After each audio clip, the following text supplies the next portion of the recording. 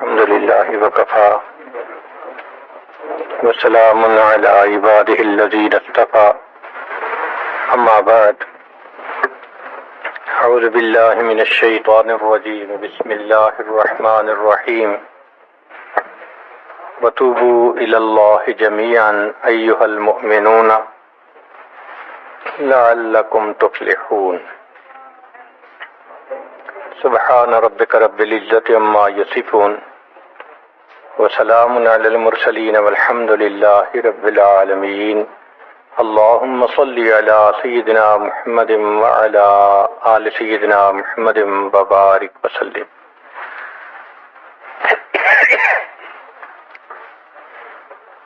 انسان جو کام بھی شریعت و سنت کے خلاف کرتا ہے اس کو گناہ کہتے ہیں. اس گناہ سے توبہ کرنا لازم ہوتا ہے. ارشاد باری تعالی ہے وَتُوبُوا إِلَى اللَّهِ جَمِيعًا أَيُّهَا الْمُؤْمِنُونَ لَعَلَّكُمْ تُفْلِحُونَ. اور اے ایمان والو تم سب کے سب اللہ کے سامنے توبہ کرو تاکہ تم فلاح پا جاؤ.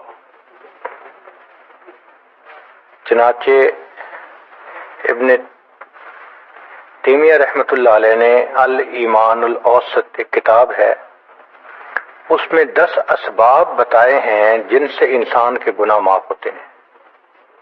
یہ 10 اسباب ہمیں زبانی یاد ہونے چاہیے تاکہ ہم ان کے ذریعے سے اپنے گناہوں کی بخشش کا بندوبست کر لیں. سب سے پہلا سبب استغفار.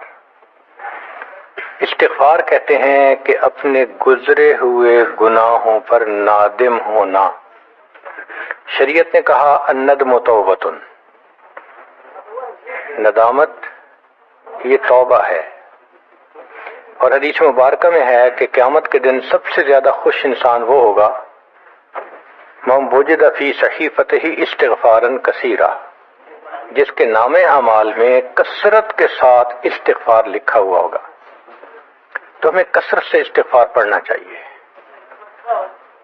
چنانچہ ایک شخص حضرت حسن اللہ عنہ کے پاس آیا، حضرت بہت گناہگار ہوں، کوئی عمل بتائیں. فرمایا استغفار پڑھو. ایک اور آدمی آیا، حضرت بارش نہیں ہو رہی، کوئی عمل بتائیں. فرمایا استغفار پڑھو. پھر ایک آدمی آیا کہ حضرت بہت قرضہ چڑھ گیا، دعا کریں کہ کوئی اسباب بن جائیں رزق کے، مال کے، تاکہ قرضہ اتر جائے. فرمایا استغفار پڑھو. پھر ایک شخص آیا کہ حضرت دعا کریں اللہ مجھے بیٹا دے دے. فرمایا استغفار کرو. ایک آدمی آیا میرا باغ ہے، دعا کریں کہ میرا پھل زیادہ لگے. فرمایا استغفار کرو. ایک آدمی آیا میری کھیتی باڑی کی زمین ہے، دعا کریں پانی اندر سے نکل آئے. فرمایا استغفار کرو.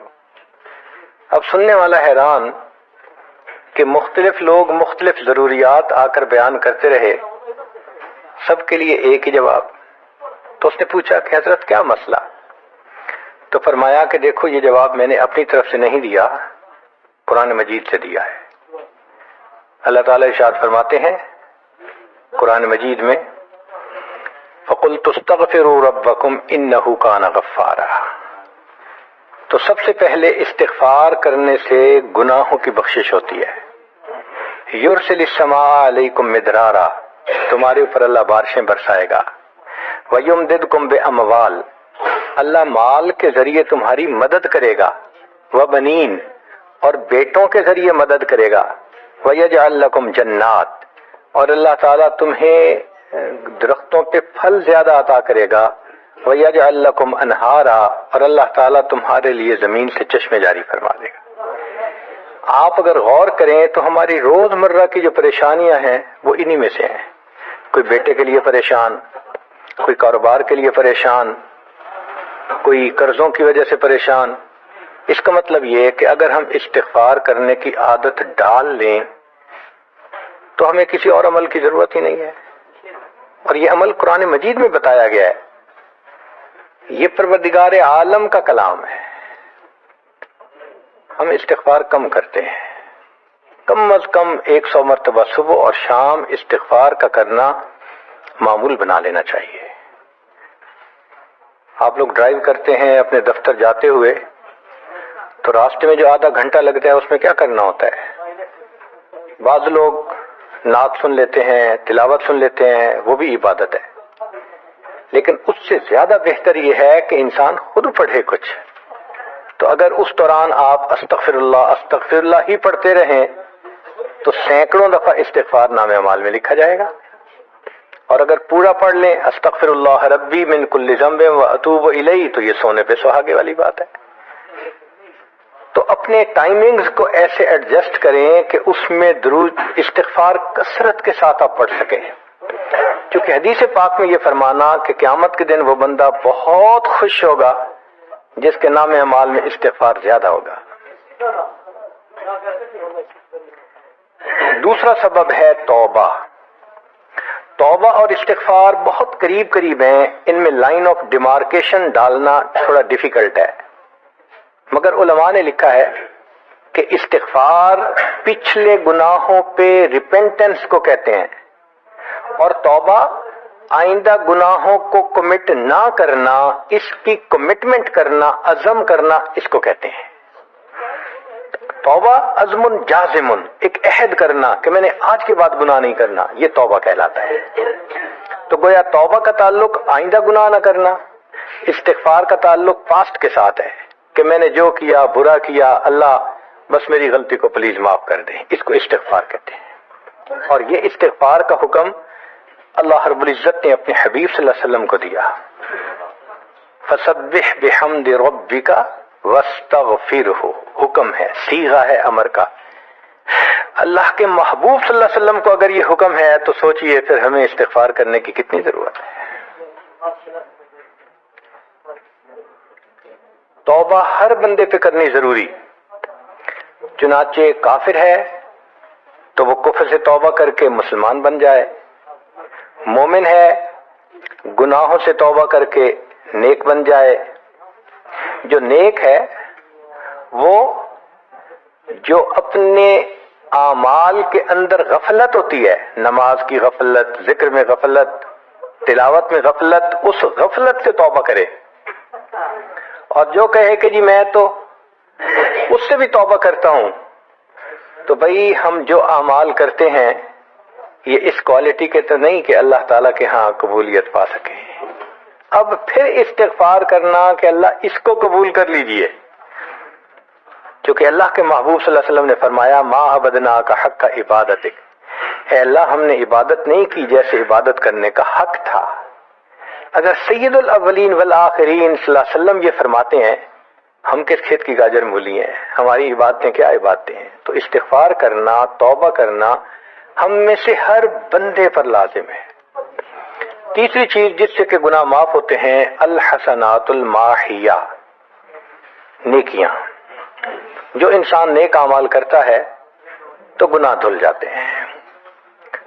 نیک اعمال کی مثال صابن کی ہے، گناہوں کی مثال میل کی سی ہے. صابن جتنا زیادہ لگتا ہے اتنا میل دھل جاتی ہے. ان الحسنات یذہبن السیئات. یہاں شیطان دھوکہ دیتا ہے. مثلا اگر کوئی بچہ تعلیم پا رہا ہے مگر کوئی گناہ بھی کرتا ہے، تیرے علم کا کیا فائدہ، گناہ تو چھوڑتا نہیں.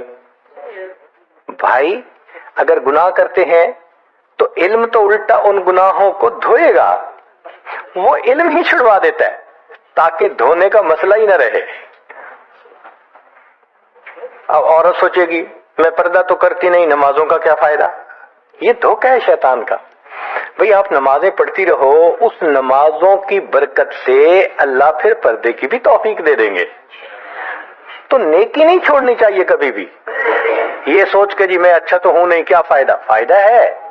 جب اللہ فرما رہے ہیں کہ نیکیاں گناہوں کو دھو دیتی ہیں، بھئی گناہ تو ہم چھوڑتے نہیں اور نیکی آرام سے چھوڑ دیتے ہیں، یہ کہاں کی لاجک ہے. تو اس لیے نیکی بھاگ بھاگ کے کرنی چاہیے. اگر گناہ ہے تو نیکی اور زیادہ کریں تاکہ نیکی کی برکت سے گناہوں کی ظلمت ختم ہو جائے اور دھل جائے. حدیث پاک میں ہے بندہ گناہ کرتا ہے لکھ دیا جاتا ہے، دوسرا گناہ، تیسرا، 5 گناہ کرتا ہے، پھر اس کے بعد وہ ایک نیکی کرتا ہے تو نیکی والا فرشتہ کہتا ہے کہ دیکھو اللہ کے ہاں دستور ہے من جاء بالحسنۃ فلہ عشر امثالھا، اس کو 10 نیکیاں ملنی تھیں، تم نے 5 گناہ لکھے ہیں نا، اچھا تم 5 گناہ مٹا دو، میں نامہ اعمال میں 10 نیکیوں کی بجائے صرف 5 نیکیاں بیلنس وہ ڈال دیتا ہوں۔ چنانچہ 5 گناہ مٹا دیے جاتے ہیں، 5 نیکیاں نامہ اعمال میں لکھ دی جاتی ہیں۔ اس لیے خوب نیکی کرنی چاہیے تاکہ اللہ تعالیٰ گناہوں کی ظلمت سے ہمیں محفوظ فرما دے۔ چوتھی چیز جس سے کہ گناہ معاف ہوتے ہیں، دعاء المؤمنین للمؤمن، جو ایمان والے ایک دوسرے کے لیے دعائیں کرتے ہیں اس سے بھی گناہ معاف ہوتے ہیں۔ چنانچہ عمر لانو جا رہے تھے عمرے کے لیے، نبی علیہ السلام نے فرمایا اے بھائی ہمیں اپنی دعاؤں میں نہ بھولنا، تو نبی علیہ السلام نے امت کو تعلیم دی کہ ایک دوسرے کو دعاؤں کے لیے کہنا چاہیے۔ یہ بہت اچھی عادت ہے کہ جب کسی سے ملیں جی ہمیں اپنی دعاؤں میں یاد رکھیں، والدین کو کہنا، بڑوں کو کہنا، دوستوں کو کہنا، کیا معلوم کس کی مانگی ہوئی دعا کام آ جائے۔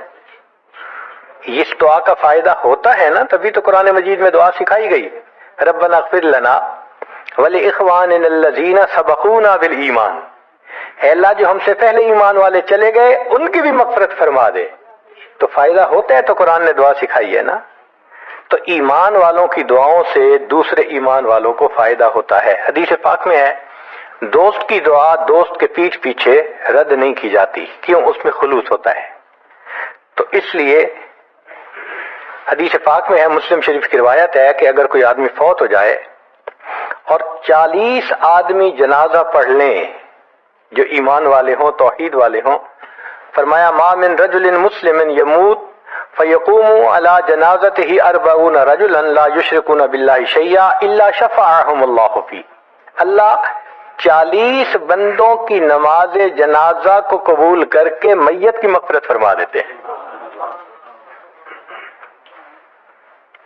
5واں عمل ما یعمل للمیت من اعمال البر، ہم اپنے فوت شدہ لوگوں کے لیے جو نفل کے کوئی نیک کام کرتے ہیں اس سے بھی ان کے گناہ معاف ہوتے ہیں۔ مثلا صدقہ کر دیا، قرآن پاک پڑھا، ان کو بخش دیا، ان کی طرف سے عمرہ کیا، حج کیا، ان نفلی اعمال کا ثواب ان کو ملتا ہے، اس کی وجہ سے ان کے گناہوں کو معاف کر دیا جاتا ہے۔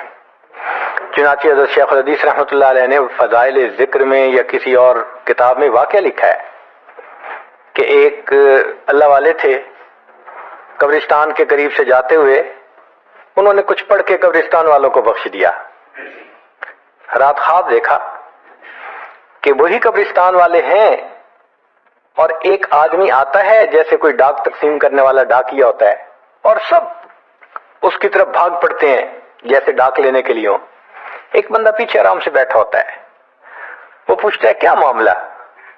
وہ کہتا ہے کہ یہ فرشتہ آیا ہے، روزانہ کی جو ڈاک آئی ہے نا نیکیوں کی، جو اولاد نے، رشتہ داروں نے، دوستوں نے کیے، لہذا وہ اعمال نیکیاں ملتی ہیں تو یہ سب لوگ جاتے ہیں کہ نیکیاں ملیں گی، ہمارا درجہ بڑھے گا۔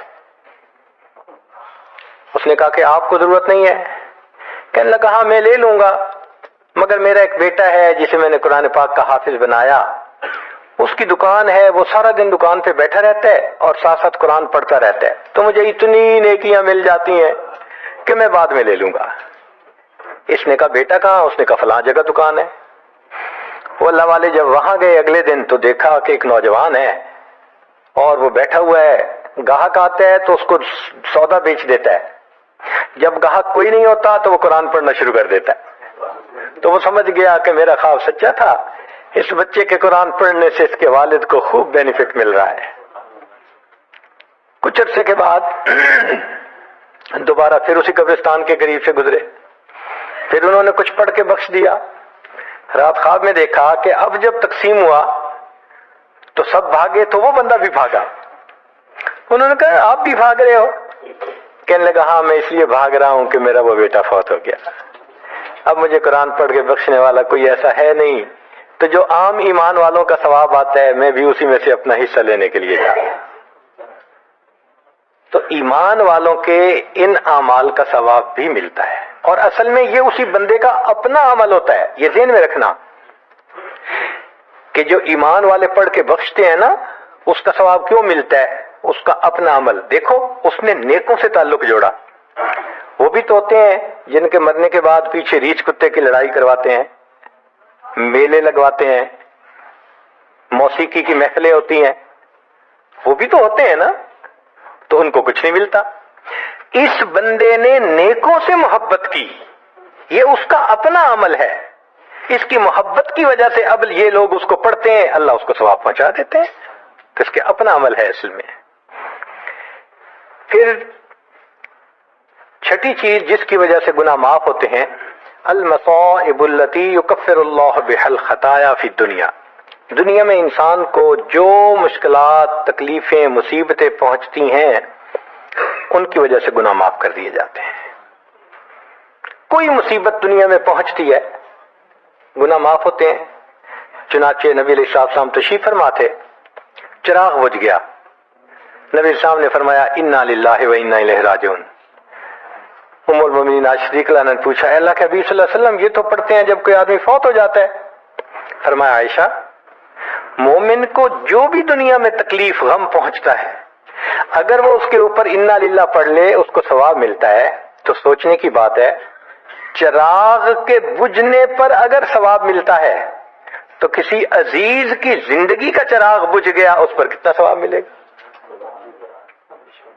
इसलिए तकलीफ आए तो परेशान होने की बात नहीं होती, सब्र करने की बात होती है। इंसान बेसब्री के जरिए खामखा उस तकलीफ पर मिलने वाले सवाब से अपने आप को महरूम कर देता है। बेसब्री से तकलीफ खत्म नहीं होती, सवाब मिलना बंद हो जाता है, तो बेसब्री का क्या फायदा। और हो सकता है कि ये मुसीबत जो आई ये बंदे ने खुद मांगी हो, ये भी अजीब बात है। आप कहेंगे जी कोई बंदा मुसीबत तो नहीं मांगता, हाँ हो सकता है मांगी हो। कैसे कि दुआ मांगी, अल्लाह मुझे क़यामत के दिन मेरे महबूब सल्लल्लाहु अलैहि वसल्लम के हाथों हौज़ कौसर का जाम अता कर देना। अल्लाह ने दुआ कबूल कर ली, अमल तो है नहीं कि ये नेमत नसीब हो, तो अब कैसे मिलेगा। अल्लाह ताला बीमारी, मुसीबत, परेशानी कुछ इसके ऊपर भेज देते हैं। अगर ये बंदा उस पर सब्र कर लेता है, उसको बहाना बनाकर अल्लाह इसको वो नेमत अता फरमा देते हैं। चनाचे एक बुजुर्ग थे, 70s में थे, बीवी भी इसी तरह, बहुत नेक थी बीवी भी। बीवी ने कहा कि मेरा बड़ा दिल चाहता है कि नबी अलैहिस्सलाम का दीदार नसीब हो, मैं बड़ा दुरूद शरीफ पढ़ती हूँ, नफल पढ़ती हूँ, मगर मुझे वाज़े ज़ियारत नहीं हुई। आपको कोई अमल आता हो तो बता दें। उन्होंने कहा अमल आता है, करोगी? कहा बिल्कुल करूंगी। कहने लगे अच्छा जुम्मा का दिन आ रहा है, खूब नहा धो के वो जो दुल्हन वाले कपड़े थे ना तुम्हारे, कनारी वाले गोटे, वो पहनना और मेकअप करना, खुशबू लगाना, और मैं बस जुम्मा पढ़ के आऊंगा तो फिर ठीक। उसने कहा बहुत अच्छा। वो अल्लाह की बंदी नहाई धोई, दुल्हन की तरह खूब तैयार हुई, कपड़े दुल्हन वाले पहने। इन बुजुर्गों ने जुम्मा की नमाज पढ़ी तो साथ भाई का घर था उसकी, यानी उनकी बीवी का, तो बीवी के भाई के घर चले गए। उसको जाके कहा मेरी उम्र देखो और आके अपनी बीवी बहन की हालत देखो। उसने कहा क्या मसला, वो साथ आ गया। और जब घर आके उसने देखा तो बीवी तो दुल्हन बनी बैठी है। वो भाई को गुस्सा आया, तुम्हें अपनी, ये तुम्हारी उम्र और ये तुम्हारे लक्षण। उसने तो डांटा और वो बेचारी रोई, उसका दिल टूटा, रो रो के हाल बुरा, सो गई। अल्लाह की शान के उस नींद में उसको नबी अलैहिस्सलाम की ज़ियारत नसीब हो गई। अब वो उठी तो वो खुश भी है और परेशान भी है। खुश इस बात पे कि ज़ियारत हो गई, और परेशान इस बात पे कि मियां ने क्या किया, खुद कहा दुल्हन बनो और खुद भाई से मुझे डांट पड़वा दी। तो फिर इसने पूछा कि आपने ऐसा क्यों किया। उन्होंने कहा देखो मैं तुम्हारी जिंदगी को करीब से जानता हूं, मैंने तुम्हें इतना प्यार मोहब्बत से रखा है कि तुम्हें जिंदगी के कोई तकलीफ नहीं पहुंचने दी मैंने। तुमने इबादत की इंतहा की है, मगर कुछ नेमतें होती हैं जो दिल टूटने पे मिलती हैं, तो तुम्हारा तो कभी दिल टूटा नहीं। तो मैंने एक बहाना बनाया कि तुम्हें कहा दुल्हन बनो, भाई को शिकायत लगा दी, उसने डांट पिला दी, तुम्हारा दिल टूटा, अल्लाह को रहम आ गया, अल्लाह ताला टूटे दिलों पर रहम फरमा देते हैं। तो मुमकिन है कि ये मुसीबत, ये परेशानी अल्लाह की तरफ से हमारे लिए इनाम का सबब बन के आई हो। इसलिए हमारे बुजुर्गों ने कहा, सुख दुखा तू देवा वार, कि मैं सुखों को दुखों पे कुर्बान कर दूं। सुख दुखा तू देवा वार, दुख आन मिलायम यार, कि दुखों ने मुझे मेरे यार से मिला दिया। अल्लाह को बड़ा तरस आता है उस बंदे पर जिस पर कोई मुसीबत आती है, परेशानी आती है। फिर सातवीं चीज जिससे के गुनाह माफ होते हैं, मा यहसुलु फिल क़ब्र मिनल फितनति वज़्ज़ग़तति वर्रवा। कब्र के अंदर इंसान जब जाएगा तो उसको वहां पर ज़ग़्त कब्र पेश आएगा। कब्र दबाती है, उस कब्र के दबाने से भी गुनाह माफ होते हैं। और ये ज़ग़्त कब्र हर किसी को पेश आएगा। साद लानो एक सहाबी हैं, नबी इस्लाम ने उनका जनाजा पढ़ाया और अल्लाह के महबूब सल्लल्लाहु अलैहि वसल्लम पंजों के बल चलने लगे। तो सहाबी ने पूछा, अल्लाह के नबी सल्लल्लाहु अलैहि वसल्लम आप ऐसे चल रहे हैं? फरमाया, साद की नमाज जनाजा में शिरकत के लिए इतने फरिश्ते आसमान से उतर आए, मुझे पांव रखने की जगह नहीं मिल रही। ये फिर हदीस पाक में आता है कि नबी इस्लाम ने फरमाया, साद की वफात पर अल्लाह का अर्श भी 3 दिन तक रोता रहा। जिनकी वफात पे अल्लाह का अर्श रोए, अल्लाह के फरिश्ते जनाजे में उतरे, कैसे अल्लाह के मकबूल बंदे होंगे। फिर नबी इस्लाम ने फरमाया, साद को भी ज़ग़्त कब्र पेश आया।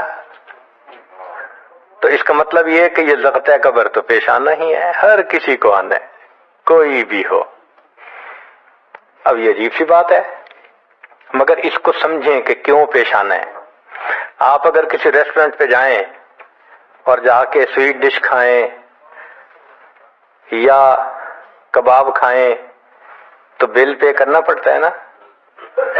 ग्रोसरी स्टोर से जाके कोई चीज लाएं, बिल पे करना पड़ता है ना, हर चीज का बिल होता है ना। इस दुनिया में इंसान जो मजे लेता है, भले जाए सही, उनकी भी एक कॉस्ट है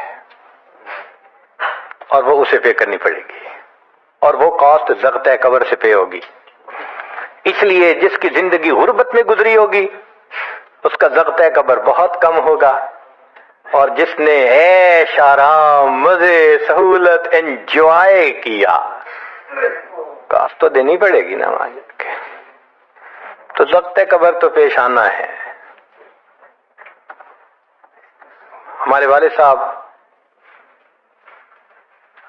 बचपन में देखता था मैं कि बहुत अच्छा सालन बना होता था ना, तो अक्सर वो गिलास पानी का उठाते थे और एक घूंट पानी डाल देते थे।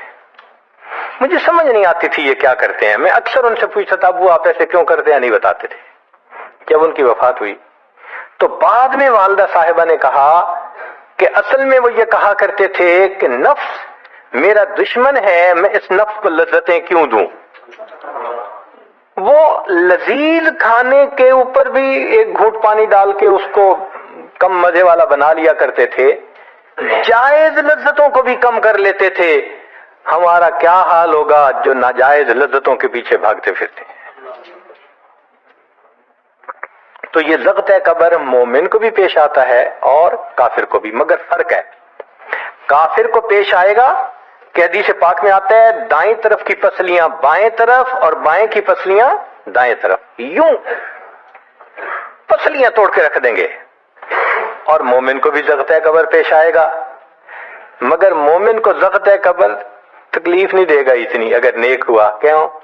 अच्छा आप बताएं, सर में दर्द हो तो आप कहते हैं ना जरा सर दबा दो, तो तकलीफ होती है या राहत मिलती है? सर दबाने से राहत मिलती है। जिस तरह सर दर्द में कोई दबाए सर को राहत मिलती है, ऐसे ही मोमिन को ज़ग़्त कब्र तो पेश आएगा, मगर मोमिन के लिए राहत का सबब होगा। 8वीं चीज जिससे के गुनाह माफ होंगे, अहवाल यौमिल क़ियामत व करबुहा व शदाइदुहा। क़यामत के दिन जो इंसान को एक वहशत की कैफियत होगी हौल की कैफियत होगी, खौफ डर की कैफियत होगी। अल्लाह अकबर। इमाम गजाली रहमतुल्लाह अलैह ने तफसील लिखी है कि सारे लोग खड़े होंगे और सूरज बहुत करीब होगा, पसीने में शराबोर होंगे। अल्लाह अकबर। उस वक्त जहन्नम के अंदर उबाल आएगा और जहन्नम के अंदर से अंगारे उठकर ऊपर जाएंगे और वापस गिरेंगे। फरमाते हैं उस वक्त अंबिया में से कोई नबी भी ऐसा नहीं होगा जिसको ये डर ना हो कि कहीं अंगारे मेरे ऊपर ना आ जाए। अगर अंबिया भी थर्रा रहे होंगे, हमारा उस दिन क्या हाल होगा। तो क़यामत के दिन की दहशत और वहशत कोई छोटी चीज नहीं है, मगर उससे भी अल्लाह ताला ईमान वालों के गुनाहों को माफ फरमा देंगे। फिर नवी चीज जिससे कि गुनाह माफ होंगे, शफाअतुन नबी सल्लल्लाहु अलैहि वसल्लम फी अहले ज़ुनूबी यौमल क़ियामा। क़यामत के दिन अल्लाह के प्यारे हबीब सल्लल्लाहु अलैहि वसल्लम जो अपनी उम्मत के लिए शफाअत फरमाएंगे, अल्लाह इस पर भी उम्मतियों के गुनाहों को माफ फरमा देंगे। नबी सामने इरशाद फरमाया कि अल्लाह रब्बुल इज्जत ने हर नबी अलैहिस्सलाम को एक ऐसी दुआ मांगने का इख्तियार दिया कि जैसी दुआ मांगी जाएगी मिन्नौन कबूल हो जाएगी। तो अंबिया ने दुआएं मांगी। तो सहाबी ने पूछा, अल्लाह के नबी सल्लम आपको भी इख्तियार दिया गया? फरमाया मुझे भी इख्तियार दिया गया। अल्लाह के नबी सल्लम आपने क्या दुआ मांगी? फरमाया मैंने कोई दुआ नहीं मांगी, मैंने उसको जखीरा रख लिया। क़यामत के दिन जब मेरी गुनहगार उम्मत का हिसाब होगा, उस वक्त मैं वो दुआ मांगूंगा, उम्मत को लेकर जन्नत में जाऊंगा। अल्लाह के महबूब सल्लल्लाहु अलैहि वसल्लम को उम्मत से कितना प्यार था। कोई माँ औलाद के लिए 23 साल नहीं रोती। जवान बेटा फौत हो 2-4 महीने रो के फिर नॉर्मल लाइफ हो जाती है। कोई बाप औलाद के लिए 23 साल नहीं रोता। अल्लाह के प्यारे हबीब सल्लल्लाहु अलैहि वसल्लम उम्मत के लिए 23 साल आंसू बहाते, रब्बे उम्मती रब्बे उम्मती रब्बे उम्मती दुआ मांगते थे। लंबे सजदे। उम्मुल मोमिनीन आयशा सिद्दीक़ा अन्हा फरमाती हैं कि महबूब सल्लल्लाहु अलैहि वसल्लम के आंसू जो मुसल्ले पे गिरते थे, मुझे लगता था कि बारिश के कतरे जमीन के ऊपर गिर रहे हैं, ऐसे आवाज महसूस होती थी। और इतना लंबा सजदा होता था कि कभी कभी मैं उठ के महबूब सल्लल्लाहु अलैहि वसल्लम के पांव के अंगूठे को टच करती थी कि अभी जान तो सलामत है ना। तब मुझे एहसास होता था नहीं अभी तक जिंदा है, सजदा लंबा हो गया। इतना लंबा सजदा किसके लिए? अल्लाह उम्मत को गुनाहों को माफ फरमा दे, उम्मत के गुनाहों को माफ। चुनाचे जब नबी अलैहिस्सलाम पर आखिरी यानी मर्ज आई, बीमारी की कैफियत आई, तो अल्लाह के हबीब सल्लल्लाहु अलैहि वसल्लम को बुखार बहुत तेज हो गया था। और जो मस्जिद में आखिरी मर्तबा लाए थे तो 2 आदमी थे, एक इधर था एक इधर था। और अल्लाह के हबीब सल्लल्लाहु अलैहि वसल्लम ने उनका सहारा लिया था और बहुत मुश्किल से चल के तशरीफ लाए थे। ये आखिरी नमाज थी। फिर वापस तशरीफ ले गए, बुखार और तेज हो गया। सईदा आयशा सिद्दीक़ा अन्हा फरमाती हैं कि मैंने ऊपर कपड़ा सा डाल दिया, कपड़े के ऊपर से मुझे गर्मी महसूस हो रही थी। मैंने पानी का एक प्याला पेश किया। अल्लाह के हबीब सल्लल्लाहु अलैहि वसल्लम पानी के प्याले में हाथ मुबारक डालते थे और अपने चेहरे पे ले रहे थे। और जिस्म था कि जैसे कोई गर्म चीज में से गर्मी निकल रही होती है, इस तरह वो बुखार से दहक रहा था। फरमाती हैं कि मुझे महसूस हुआ कि ये तो बहुत तेज बुखार है, कभी ऐसा नहीं देखा। तो मैंने पूछा, ऐ अल्लाह के हबीब सल्लल्लाहु अलैहि वसल्लम, बुखार ऐसा तो कभी नहीं देखा, इतना ज्यादा तेज, इतना ज्यादा तेज। नबी साहब ने फरमाया, आयशा, मोमिन को सकरात मौत के वक्त जो तकलीफ होती है, इस पर भी उसके गुनाह माफ होते हैं। मैंने अल्लाह से ये दुआ मांगी थी, अल्लाह जब मेरी सकरात का वक्त आए तो मुझे तकलीफ ज्यादा दे देना और इसके बदले अल्लाह मेरी उम्मत के गुनाहों को माफ फरमा देता। आयशा, ये वो सकरात है जिसकी वजह से मुझे तकलीफ बहुत है। अल्लाह के महबूब सल्लल्लाहु अलैहि वसल्लम को इतनी तकलीफ हो रही थी। इतने में इत्तला मिली, दरवाजा खटखटाया गया। पूछा कौन? जवाब मिला, जिब्रील अलैहिस्सलाम और इज़राइल अलैहिस्सलाम इजाजत मांगते हैं आने की। نبی السلام نے فرمایا جبرائیل اندر آ جائیں، تو جبرائیل آئے۔ اے اللہ کے حبیب صلی اللہ علیہ وسلم، اللہ نے آپ کو یاد فرمایا ہے۔ نبی السلام نے فرمایا جبرائیل اللہ تعالیٰ سے پوچھ کے یہ پہلے بتاؤ میرے بعد میری امت کا کیا حال ہوگا، پہلے پوچھ کے بتاؤ۔ جبریل علیہ السلام نے اللہ تعالیٰ سے پوچھا، رب کریم نے کہا، فرمایا میرے محبوب سے جا کر کہہ دو اے محبوب آپ کے بعد آپ کی امت کو تنہا نہیں چھوڑیں گے۔ جب نبی علیہ السلام کو تسلی ہو گئی، محبوب نے فرمایا اچھا ملک الموت کو بھی اندر آنے دو۔ اللہ کے محبوب صلی اللہ علیہ وسلم کو امت سے ایسی محبت تھی، اللہ اکبر۔ چنانچہ حدیث پاک میں ہے کہ نبی علیہ السلام نے فرمایا خیرت بین ان یدخل نصف امتی الجنہ و بین شفاعہ، اللہ رب العزت نے مجھے چوائس دیا، اختیار دیا کہ اے میرے حبیب صلی اللہ علیہ وسلم آپ چاہیں تو آپ کی آدھی امت کو بلا حساب جنت بھیج دیں گے، اور آپ چاہیں تو جن کی آپ شفاعت کریں ان کو بھیجیں گے۔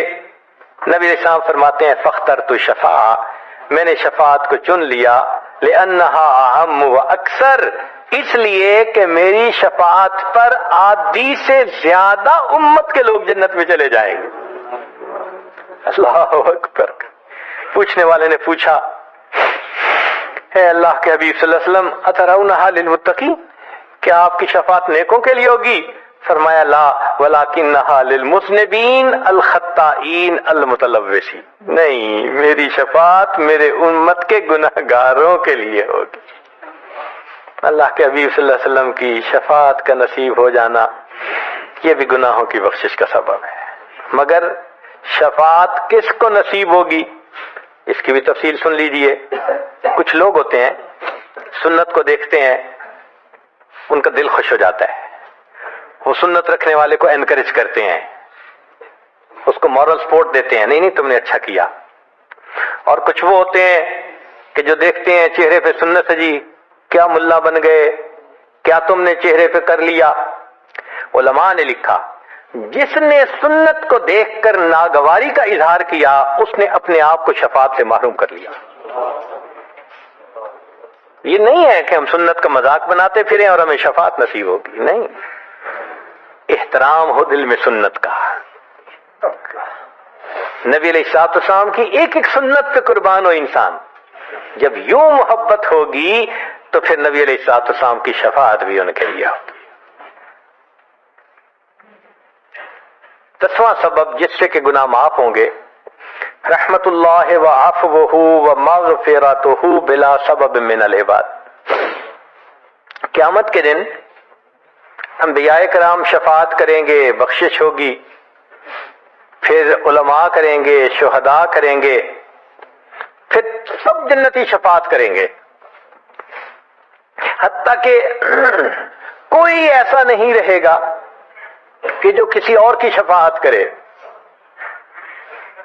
اور وہ لوگ جہنم میں ہوں گے کہ جن کا کوئی جنتی واقف ہی نہیں ہوگا۔ اللہ اکبر، سالوں وہ جہنم میں جلتے رہیں گے، جلتے رہیں گے، پھر ایک وقت آئے گا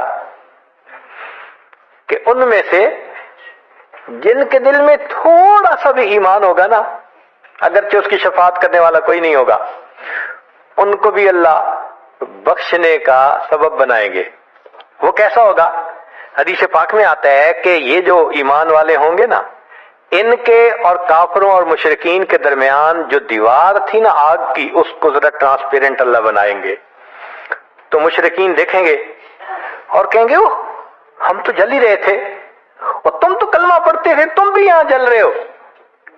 تو وہ جب ان کو کلمے کا تانا دیں گے کہ تمہارا نام تو مسلمانوں والا تھا نا، تو اس وقت وہ جہنمی اللہ سے فریاد کریں گے، اللہ تیری توحید کا تانا دیتے ہیں، کہاں گیا تمہارا خدا، تم بھی ہمارے ساتھ جل رہے ہو۔